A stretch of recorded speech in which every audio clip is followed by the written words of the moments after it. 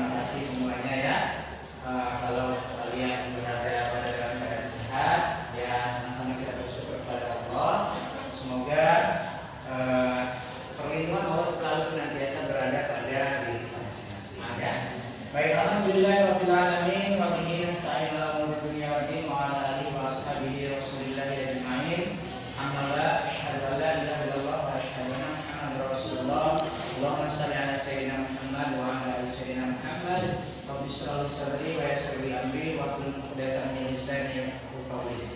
Puji syukur kehadirat Allah Subhanahu wa taala atas limpahan rahmat dan karunia-Nya kepada kita berupa nikmat kesehatan, kesempatan, terlebih nikmat iman dan Islam, sehingga kita masih dapat berada pada jalan kebenaran, berada pada jalan keistiqomahan, berada pada jalan yang diridhai oleh Allah, dan terlebih kita dapat hadir ke sekolah guna mengikuti kegiatan belajar mengajar seperti mana biasanya. Salawat berakhir salam sama-sama kita hadiahkan kepada baginda Rasulullah Muhammad SAW. Semoga dengan seringnya kita bersalawat kepada beliau, mudah-mudahan kitalah hamba-hambanya, umat-umatnya yang akan mendapatkan syafaatnya di hari pembalasan kelak. Amin ya rabbal alamin. Sekalian, di sebelah sana Bapak lihat ada bangku yang kosong. Siapa yang tidak hadir? Selamat. Muhammad Hendra, mana dia? Sakit Pak. Sakit. Baik, kalau memang sakit, sama-sama kita doakan semoga teman kita Hendra diangkat penyakitnya, diberikan kesembuhan oleh Allah, sehingga teman kita dapat hadir ke sekolah seperti biasa untuk belajar bersama-sama kita di sini. Ya. Baik Anda sekalian, beberapa waktu lalu kita membahas tentang meneladani perjuangan dakwah Rasul di Nah, baik, sebelum kita masuk pada materi yang akan kita bahas nanti, Bapak mau tanya terlebih dahulu, siapa tadi yang sholat subuh di rumah? Tadi pagi sholat subuh. Baik, alhamdulillah semuanya sholat subuh. Lalu siapa yang tadi pagi sebelum berangkat ke sekolah menyalami kedua orang tuanya? Baik, alhamdulillah semua menyalami kedua orang tuanya sebelum berangkat ke sekolah. Nah, kenapa Bapak bertanya demikian? Jadi ini nanti ada kaitannya tentang materi yang sudah kita bahas minggu lalu dan materi yang akan kita bahas pada hari ini nanti. Ya, sekalian, minggu lalu kan kita membahas tentang meneladani perjuangan dakwah Nabi di Mekah. Nah, mengenai perjuangan dakwah Nabi di Mekah, siapa yang masih ingat ada apa saja yang dibahas pada minggu beberapa waktu lalu? Ya, silakan Haji. Yang pertama adalah surat Nabi. Ya, ajaran pokok Nabi di Mekah yang strategi dakwah Nabi. Baik, benar ya. Terima kasih Haji. Jadi yang pertama adalah tentang persulan Nabi. Kira-kira mengenai persulan Nabi apa saja sih yang disinggung pada waktu itu? Siapa? Masih ingat? Deva, baik silakan Deva. Diangkat pada 17 Ramadan usia 40 tahun sekaligus menerima wahyu yang pertama oleh malaikat Jibril. Terus wahyu pertama Quran surah Al-Alaq ayat 1 sampai 5 di Gua Hira. Al-Quran turun berangsur-angsur 22 tahun 2 bulan 22 hari. Baik, terima kasih Bu Deva. Nah, jadi yang dibahas pada persulan Nabi itu singkatnya adalah bagaimana perjalanan Nabi ketika awal sekali menerima wahyu melalui siapa? Malaikat Jibril. Dan pada saat itu juga sebagai petanda bahwa awal mula Nabi diangkat menjadi Rasul. Benar sekali, terima kasih untuk Deva. Lalu yang selanjutnya itu pertama tentang persulan Nabi. Kemudian yang kedua ada ajaran pokok Nabi di Mekah. Ya. Nah, mengenai ajaran pokok Nabi di Mekah ini ada beberapa. Ya, kalau saya tidak salah ada 2 ya. Siapa yang masih ingat? Ya, silakan Rizky. Akidah dan akhlak. Iya, benar sekali. Terima kasih Rizky. Jadi untuk yang kedua itu pembahasannya adalah tentang ajaran pokok Nabi di Mekah. Nah, jadi tentang ajaran pokok Nabi di Mekah itu ada tentang akidah dan ada tentang akhlak. Yang pertama adalah tentang akidah. Ya, jadi di sini Nabi memfokuskan bagaimana untuk mengajarkan tentang keyakinan, tentang ketauhidan. Tentang ketauhidan dan keyakinan apa? Tentang keyakinan terhadap Allah Subhanahu wa taala. Bahwasanya Allah lah yang patut kita sembah, bahwasanya Allah lah Tuhan yang esa, bahwasanya tiada tempat kita bergantung selain Allah. Kemudian yang kedua adalah tentang akhlak. Nah, jadi ini juga menjadi salah satu ajaran pokok Nabi di Mekah pada saat itu, di mana Nabi memfokuskan juga atau menitikberatkan bagaimana untuk berakhlakul karimah, di mana hal ini ditunjukkan oleh Nabi melalui contoh-contoh dan teladan-teladan Nabi yang dilakukannya dalam kehidupan sehari-hari. Ya, jadi bagaimana ia berperilaku berakhlakul karimah yang baik terhadap sesama muslim pada saat itu. Nah, itulah yang diajarkan oleh Nabi ketika Nabi berdakwah, awal mula berdakwah di Mekah, dan ajaran pokok yang diajarkan yaitu tentang akidah dan akhlak. Mengenai akhlak, ya, mengenai akhlak ini akan mempertampilkan satu buah video yang dapat menginspirasi kita. Mari sama-sama kita saksikan pada tayangan video berikut ini. Assalamualaikum. Waalaikumsalam. Siapa? Aisyah, ini aku, ayahmu. Oh, ayah, silahkan masuk. Ada apakah gerangan, ayah? Anakku, aku hendak bertanya, adakah kebiasaan Rasulullah yang belum aku kerjakan? Wahai ayah, engkau adalah sahabat Nabi yang paling dekat. Tidak ada kebiasaan Nabi yang belum pernah ayah lakukan, kecuali satu. Oh ya? Apa itu? Wahai ayahku, setiap pagi dikala Rasulullah melewati pasar, beliau menyempatkan diri menyuapi seorang pengemis Yahudi buta yang ada di sana. Hanya itu saja? Baiklah, akan aku lakukan. Di manakah engkau, sahabatku? Sudah beberapa hari engkau tidak datang. Sudah tiada lagi yang menyuapiku makan. Mungkin itu orangnya. Engkaukah itu, sahabatku? Sudah lama engkau tidak datang. Duduklah. Mana makanan untukku? Aku sudah lapar. Cepat, cepat. Kau tahu tidak kabar tentang Muhammad si pendusta itu? Aku dengar pengaruhnya semakin luas. Entah sihir apa yang dia gunakan.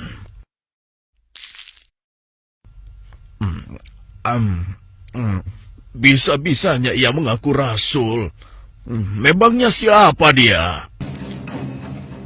Hei, mana makanannya? Jangan diam saja.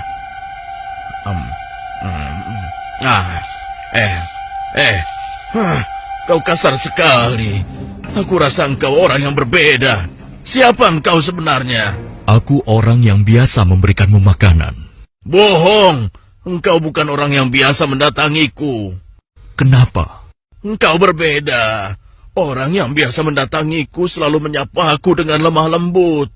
Ia menanyakan kabarku, membesarkan jiwaku, dan menyuapiku dengan penuh kesabaran dan kasih sayang. Belum pernah aku temui orang sebaik itu.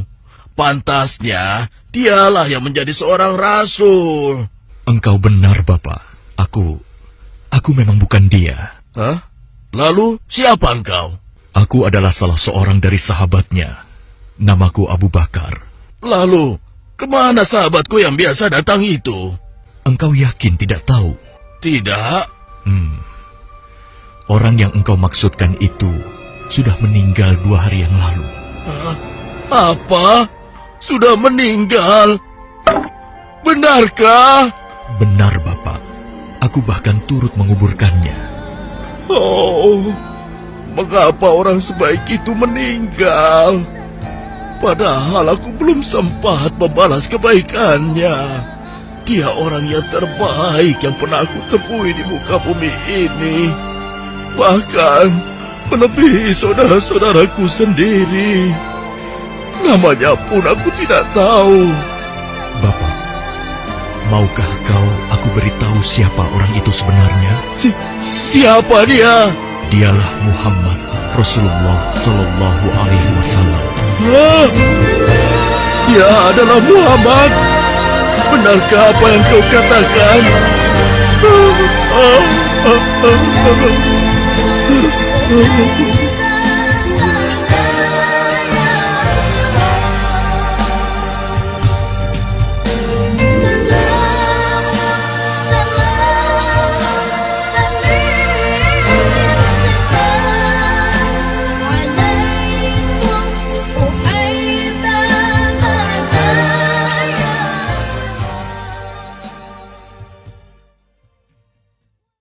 Oke, nah jadi berdasarkan tayangan video yang kita saksikan tadi ya, di situ dijelaskan bahwa diceritakan tentang Nabi Muhammad SAW yang selalu memberikan makanan kepada siapa? Kepada salah seorang buta, seseorang yang buta, di mana orang yang buta ini ya, dia adalah orang Yahudi, ya, bukan orang Islam. Nah jadi hal ini merupakan contoh teladan yang sangat menginspirasi sekali bagi kita, bahwasanya Nabi Muhammad SAW itu tidak hanya sekedar menyampaikan berupa teori, tapi praktek, ya. Praktek apa? Praktek bagaimana berperilaku, berakhlak kepada sesama manusia. Tidak hanya kepada sesama muslim, tapi ke semua manusia. Jadi hal ini patut kita contoh dan kita teladani.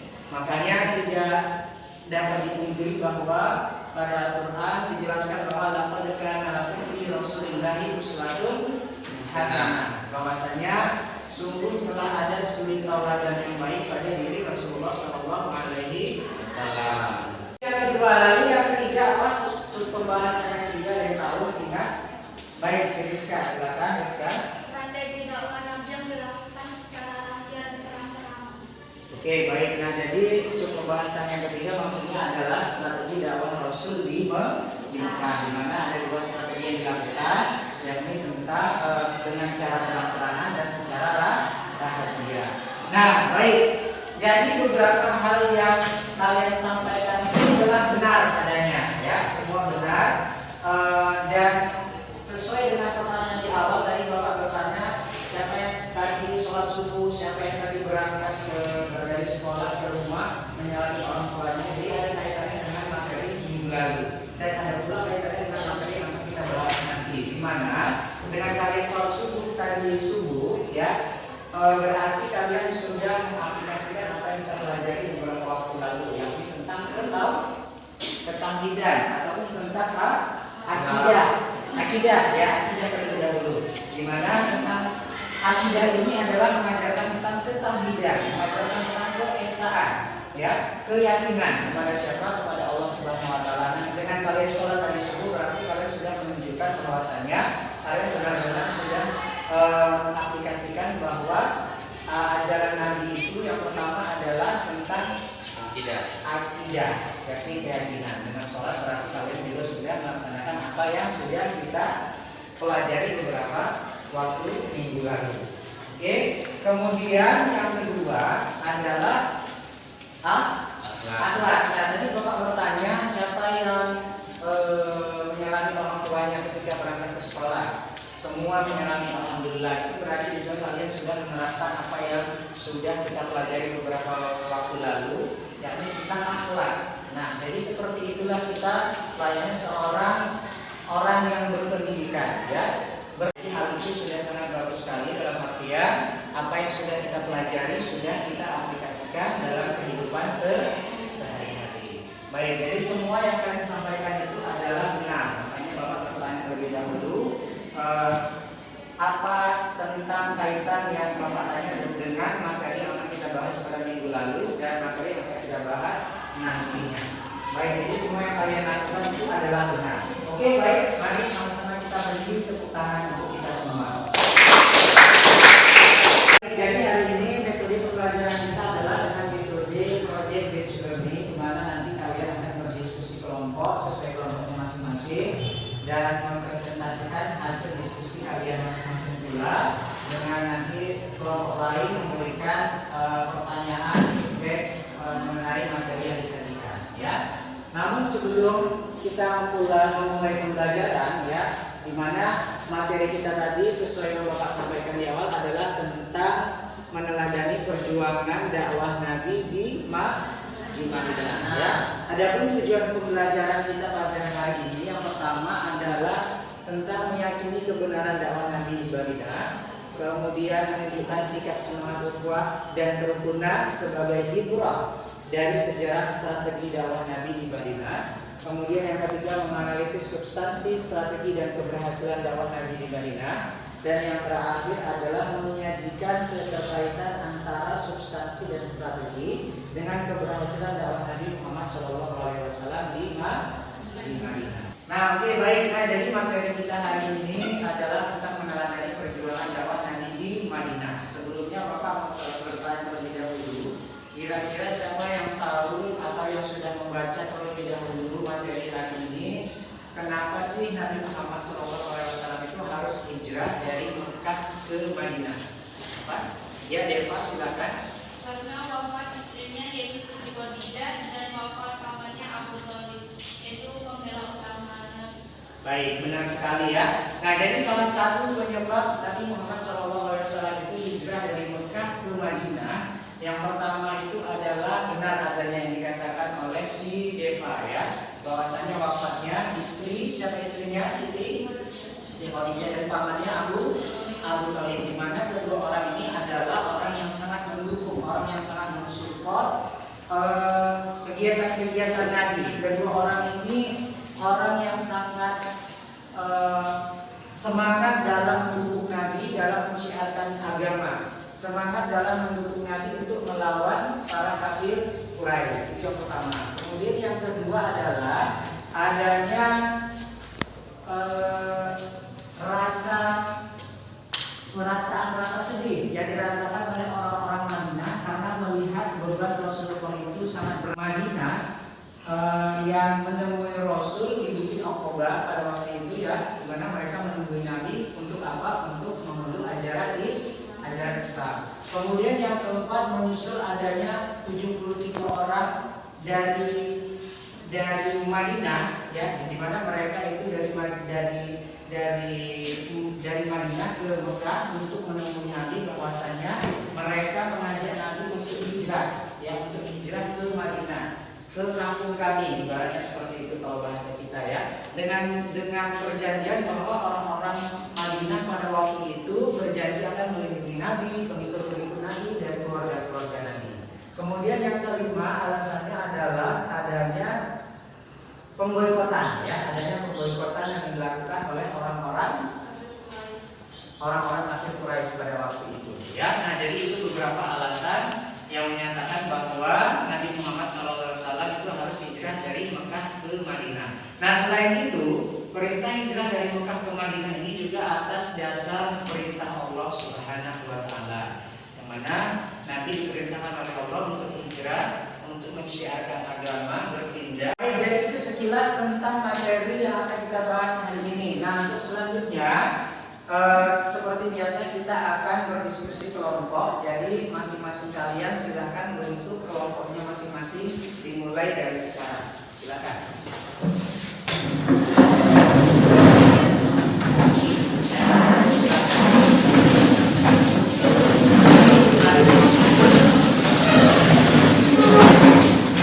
Nah, baik. Jadi ini kelompoknya ya, ada kelompok 1, kelompok 2, dan kelompok 3. Nah, jadi masing-masing kelompok boleh ke depan untuk mengambil alat dan bahannya. Silakan. Masing-masing kelompok. Silakan. Ini kelompok 1. Deva ini.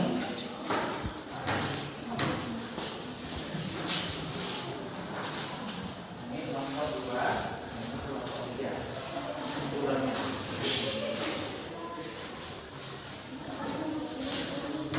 Jadi untuk pembahasannya kelompok 1 boleh ditulis notulennya. Kelompok 1 adalah tentang awal mula hijrah Nabi ke Madinah. Untuk kelompok 2 substansi dakwah Rasul di Madinah. Dan untuk kelompok 3 tentang strategi dakwah Nabi di Madinah. Jadi masing-masing kelompok silakan dibuat materi sesuai dengan pembahasan yang Bapak kasih tadi dan didiskusikan. Oke, silakan kelompok 1 dimulai.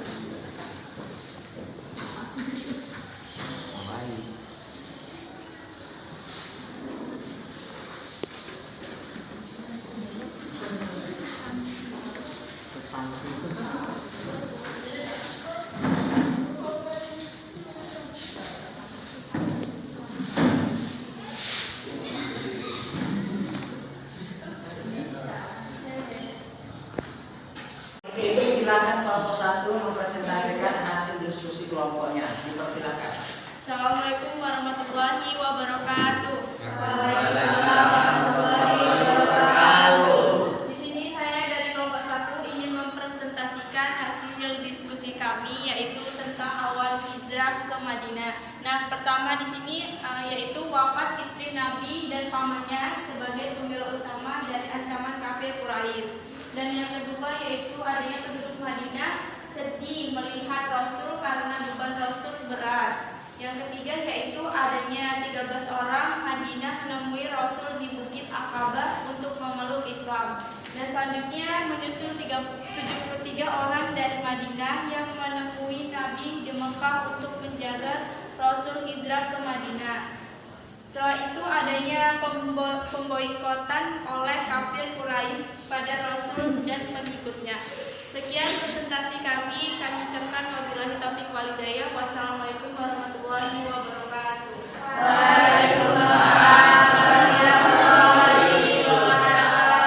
Oke, baik, dari pemaparan kelompok 1, presentasi dari kelompok 1, silakan dari kelompok lain yang ingin bertanya dimulai dari sekarang. Silakan. Assalamualaikum warahmatullahi wabarakatuh. Waalaikumsalam warahmatullahi wabarakatuh. Nama saya Siti Fatimah dari kelompok 3. Saya ingin bertanya, coba sebutkan dalil dari Allah yang menyuruh Nabi untuk hijrah dari Mekah ke Madinah. Saya akan menjawab pertanyaan dari Siti Fatimah yang dari kelompok 3 dengan pertanyaan dalil yang menyatakan tentang perintah Nabi agar berhijrah dari Mekah ke Madinah, yaitu perintah untuk berhijrah adalah datangnya dari Allah Subhanahu wa Ta'ala kepada Rasulullah Shallallahu Alaihi Wasallam dan pengikut-pengikut setianya. Adapun dalil dari Al-Quran Nakli yang memerintahkan untuk berhijrah adalah surah An-Nisa ayat 97. Berikut adalah bunyi dari surah An-Nisa ayat 97. Innal ladzina tawaffahumul al-malaikatu zalimi fisikum qalu bima kuntum qalu akanna mustadu mafina fil ardi qalu wa alamat takun ardu Allahi wa shimatan fasuhajiru fiha fa walaika ma wa hum jahannamu wasa'a masyir. Adapun terjemahnya sebagai berikut: sesungguhnya orang-orang yang diwafatkan malaikat dalam keadaan menganiaya diri sendiri kepada mereka. Malaikat bertanya, dalam keadaan bagaimana kamu ini? Mereka menjawab, adalah kami orang-orang yang terlindas di negeri Mekah. Para malaikat berkata, bukankah bumi Allah itu luas sehingga kamu dapat berhijrah di bumi itu? Orang-orang itu tempatnya neraka Jahannam, dan Jahannam itu seburuk-buruk tempat kembali. Dari ayat tersebut dijelaskan bahwa Allah Subhanahu wa Ta'ala memerintahkan kepada Rasulullah SAW untuk berhijrah sebab kezaliman kaum Quraisy di kota Mekah semakin jadi-jadi, sehingga bukan hanya sekedar menyulitkan dakwah dan perkembangan Islam, tetapi sudah sampai pada tahapan yang membahayakan nyawa Rasulullah SAW. Dalam Islam, peristiwa hijrahnya Nabi Muhammad SAW ini merujuk pada perpindahan dari Mekah ke kota Yasrib atau Madinah di tahun 622 Masehi. Meskipun sebelum hijrah ke Madinah, beberapa umat muslim sudah hijrah ke Habsyah, namun kembali lagi ke Mekah. Dari pertanyaan Dari kelompok 1 sangat bagus sekali ya, dan audiens ataupun penanya-penanya dari kelompok lain juga sangat aktif ya, juga sangat bagus sekali. Jadi diharapkan semuanya bisa demikian. Jadi diharapkan kita bisa belajar secara mandiri dengan apa yang telah kita terapkan pada saat sekarang ini. Untuk itu mari kita beri aplaus untuk kelompok 1 dan untuk kita semua.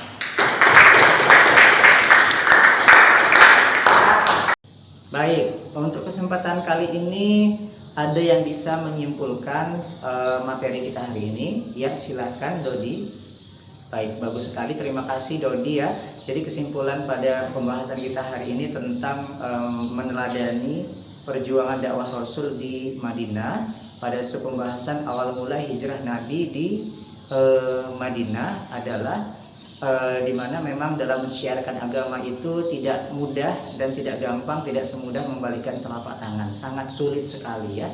Bahkan Nabi itu pernah mengalami ejekan, cemoohan, bahkan Nabi pernah dilempari pakai kotoran kambing, pakai batu-batuan dan lain sebagainya. Jadi memang dalam mensiarkan agama itu tidak mudah, sangat sulit sekali. Nah, sekarang kita hanya tinggal meneruskan. Tugas kita adalah bagaimana meneladani begitu semangatnya perjuangan Nabi dalam mensiarkan agama. Kita hanya menjalankan apa yang diperintahkan Allah, mengikuti sunnah-sunnah Rasul, menjalankan apa yang dikatakan pada hadis-hadis beliau, dan dapat kita aplikasikan dalam kehidupan sehari-hari.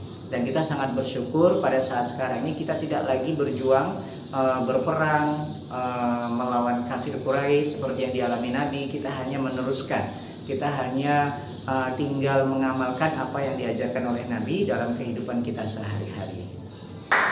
Nah, baik Anda sekalian, jadi setelah ini nanti ada tugas yang harus kalian kerjakan ya. Coba nanti kalian kerjakan tugasnya di rumah tentang peristiwa-peristiwa penting kenapa Nabi harus berhijrah dari Mekah ke Madinah, beserta tambahkan dalil nakli atas perintah Allah Nabi harus berhijrah dari Mekah ke Madinah. Jadi nanti boleh dikerjakan, dan untuk hari ini cukup sekian dan kita lanjutkan pada minggu depan. Boleh dipersiapkan lebih matang lagi untuk kelompok 2 dan kelompok 3. Untuk itu untuk hari ini cukup sekian. Jika ada kesilapan dan kesalahan Bapak mohon dimaafkan.